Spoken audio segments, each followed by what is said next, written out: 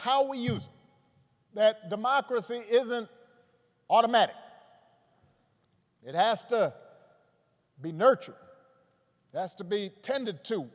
We have to work at it. It's hard. And so he knew that it depends on whether we summon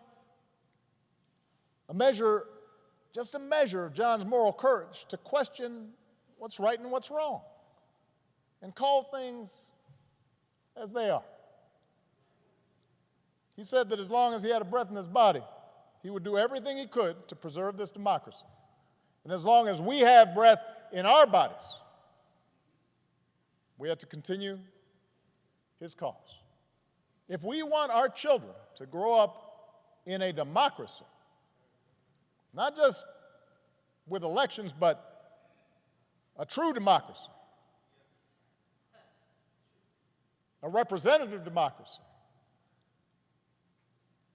in a big-hearted, tolerant, vibrant, inclusive America of perpetual self-creation, then we're going to have to be more like John.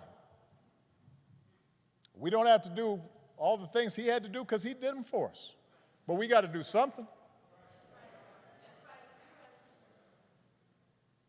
As the Lord instructed Paul, do not be afraid. Go on speaking. Do not be silent, for I am with you. And no one will attack you to harm you, for I have many in this city who are my people. It's just, everybody's got to come out and vote. We got all those people in the city, but they can't do nothing.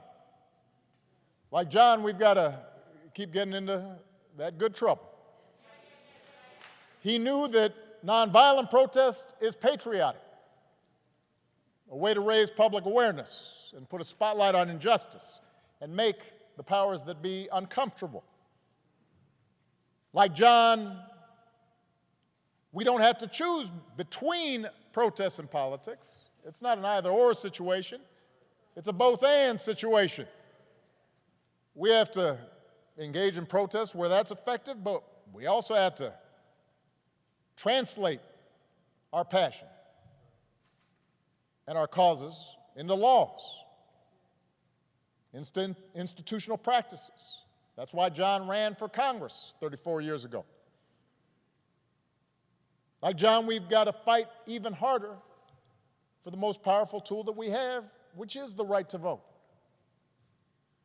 The Voting Rights Act is one of the crowning achievements of our democracy. It's why John crossed that bridge. It's why he spilled his blood. And by the way, it was the result of Democratic and Republican efforts. President Bush, who spoke here earlier, and his father signed its renewal when they were in office.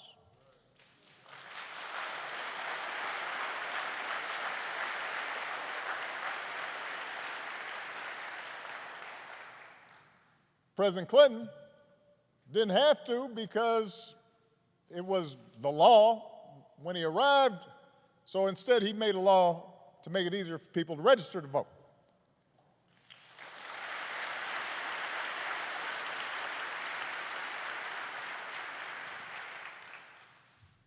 But once the Supreme Court weakened the Voting Rights Act, some state legislators unleashed a flood of laws designed specifically to make voting harder, especially, by the way, state legislators where there's a lot of minority turnout and population growth. That's not necessarily a mystery or an accident.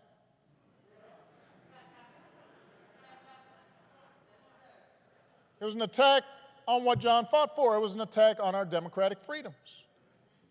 And we should treat it as such.